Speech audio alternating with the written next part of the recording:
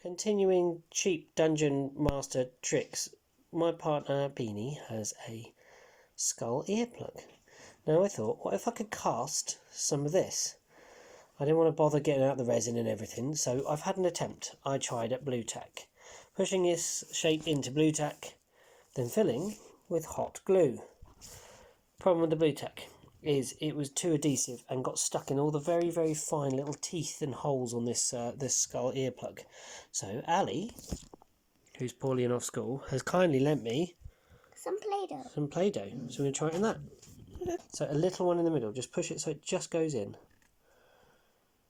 A bit more, so you get the edge of the large ring in. Stop. Take it out. And then make a flower pattern the same depth all around the outside.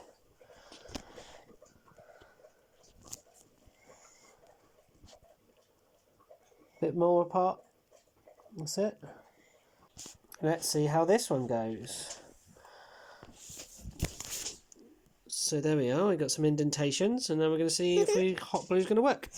We just got caught in a rainstorm, so Popeye's looking very sorry for himself.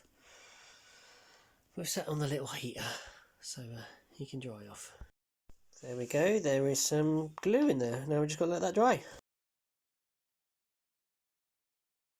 So it's not worked bad, it's cast them again. But again, the stuff has got stuck in them. The problem with Blue Tack was it wouldn't come out. So now we're going to see if I can pick this out with a scalpel, easy or not, and see if it works. So with a little pick with a this tool and a scrub with a scrubbing brush, I think they've come out all right. So I'm going to let them dry because I ran them under the tap as I used I didn't use a scrubbing brush, I used a toothbrush, sorry. They look all right, so then we're going to paint them in a minute. So I decided to paint up a couple, and what's happened is when the shape has been pulled out of the Play-Doh, it's warped them and they don't look like skulls, or they look like distended, warped skulls. But they kind of give the impression, so I think I'm going to paint the rest up and use them as like a skull pile in a bit of dungeon treasure, rather than just scrap them. So yeah, they're useful for something, but not for something very precious looking, but for a bit of like background treasure, I think, yeah, alright. This is experiment number 2. I needed to push them in a bit deeper, obviously. They've not come out all as cleanly as I'd like to have got them. And this is combined with indents of my skeleton minis from the Ravenloft box set. Now these individual dudes have came up awesome, really. They give the impression of a skull, and that's all you really need. So we are going to dot one of those skulls onto this base here. A little blob of cheap ass super glue, and then drop those there. Perfect. With a bit of grit and gravel to blend that in some more, that'll look brilliant. Right next to our favourite little Nurgling.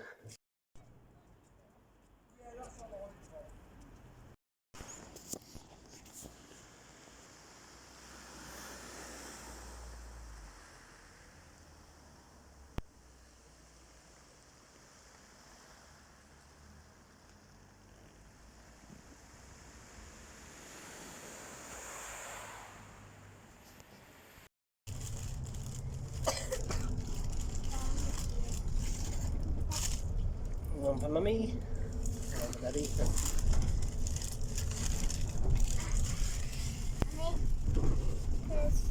Oh, Mummy, our drinks. Sliding coffees.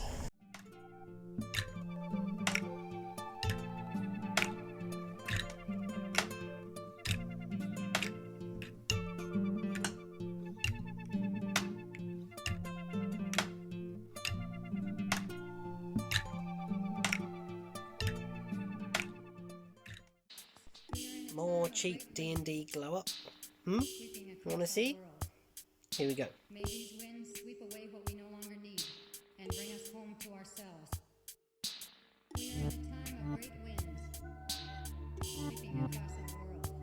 Now I haven't got any before shots of this, but this was a broken Phoenix toy that I found in a charity shop. It had a very straightforward red and yellow paint job. I have repainted with a nice fade and blend and blackened the tips of the wings. I stuck it to some potpourri, like winter table dressing stuff, available at your local kind of B&M or Hobbycraft store. That's where I got that from. I spent about 0.0 several pence on some flocking. This is from my local wargaming or like railway enthusiast store. I've gone for several different colours in here. As you can see, there's different types. I found that giving more types gives a better variation to the eye. It's much more exciting. And I've also got some harvested moss. This was harvested by myself locally from fallen branches in local woodland, and dried by myself and emptied of bugs before so it won't rot and dried properly. And the base here is an old, I don't know if you can make it out, it's an old camera lens case, or half of one, so you can get two large bases out of one camera lens. So now we have a rather fantastic Phoenix. My favourite glow up is I redid the eyes, and they have come out really well. I'm so chuffed with how this shine effect came out on the eyes. So yeah, D&D can be expensive, but with a little bit of patience, a little bit of thinking, you can get something beautiful like that for your tabletop. Everybody, some other nerdy friends have sent us stuff. Here's a badger card. They've sent us some care package of gunk. We're going to find out what's in the gunk. It's from our friends Matt, Jazz and their dog Georgie Pan. Now, Matt was selling a copy of Gaslands online, which I never played, and I thought, oh, that'd be cool. Mad Maxi type cars, and I've still seen Mr. Bill make some things for it. And he's packed me some other weird stuff, he said. So we've got Bubbles. A leaf stamper from Green Stuff World, so we can make some leafy terrains. Lovely. Oh, a singular Nurgling. He is one of the original Toby, lead get off the Nurglings. controller! Off. I just saw my finger. I was like, One no! singular Nurgling from the original packs, I think that is. Some ginormous skulls. Yes. These are rather fab. Oh, they look like they glow in the dark. Oh, they do. Oh, Glow yeah. in the dark skulls. What else we got? Some bases, I presume. Cthulhu Flux. The car game that will drive you insane. Oh, Jesus. Okay. Then the other thing it said was Big Stompy Boy. Big Stompy Boy. Oh! Ha ha! So there is a Big Stompy Boy, a robot stomper. That I have no idea what it's from. But he's got some extra guns. Some sort of Gundam, I guess. I'm not really familiar with Gundam. Oh, a cool little robot boy with lovely Arcan ritual paint job, I presume. Am I right? I think so. It looks like his lovely muddy feet that he does. This is a box of goodness. Oh, dear, Petey. Oh, dear. Here we are. Oh, another skull. Don't forget that skull. 3 skulls. Literal halflings. More halflings. More halflings. Tiny halflings. Oh, Wet palette sheets. oh, brilliant. They're always good. And then he said all of the paints. All of the paints. Oh, my kitty han! Matt! All of the paints. Anti-shine paint. Anti-shine cover. Barbarian flesh. all of the paints. Oh, that! Thank you for all of the paints. That is quite a gift box. Oh, and another halfling boy here. Oh, Stuck in the bubble. He has lost his sword, I think. But that's fine. Right, repairable. I need to go get Child. Go.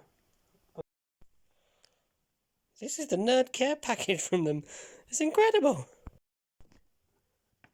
So apart from coming home to a wonderful care package from the lovely Matt, Jazz and Georgie Pants, it's my day off today. I woke up and my back is already starting to twinge again. So this time it's 2 weeks, not even 4 weeks, which was the last one. It's getting worse. Whatever I'm doing, whatever's happening, and I've been really careful. I didn't wear my support for the last couple of days. I probably should have. But that was not recommended by the doctor. This is just something I was doing. This is not doctor's orders or anything. So yeah, I got it on today, and it's still killing me. Basically, I'm not comfortable with it. But where did I go on my day off? I've been out, as you can tell. I'm dressed and looking reasonably undishevelled. I went to town to meet with some DMs, some other DMs, Dungeon Master people, Game Runner people, in person, in the flesh, actual living bodies of meat, and came across two who are working as part of Game On Cornwall, and I've spoken to them, and they are super psyched about playing games, which makes me super excited. They're also basically have offered me a job on the premise that they will need someone to DM when they are not available, holidays and things like this. I don't know how that's going to work out with my current work schedule, how they'll run it, and how I'll be able to rotor it in with my current living. So I said to them, I need to know your need first. So find out your demand. When you've got your demand, when you know what's happening and when you know how much you need another DM, then ask me and I'll be more than willing to help if I can fit it around my work. Though I can't make a commitment to say I will do this at any time because I need to earn money for my family and stuff. But it is a great opportunity to be a paid DM, to be appreciated for your skill, for the thing you can do. Just off the bat of just speaking to people and chatting to them and talking to them about something you're passionate about. It's nice to be appreciated for that. So yeah, I've basically got a job DMing at the new store when they need space, which is very cool. What a very cool thing to happen today. Plus, I got a nurgling. That ugly little boy. Oh, I love him.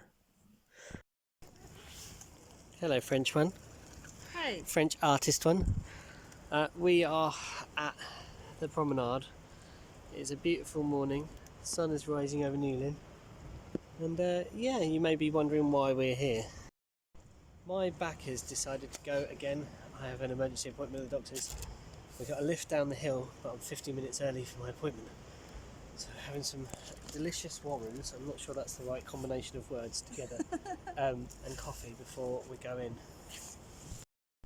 So what was the outcome of my emergency doctor's appointment, where I went down hoping for, I don't know really what I was hoping for, something a bit more of a result than what happened last time, which was we'll take your blood and test your blood and see if your blood's wrong or has problems. They didn't actually tell me what they were testing for last time. What they were testing for was some sort of weird thing that makes your body start going numb in your blood. Also testicular cancer. And they both turned out negative. The only things that it did show up was I had a high white blood cell count. So they've taken some more blood to see if I have a white blood cell count upness, like I've got too much blood cells going on, which I know can lead to some conditions.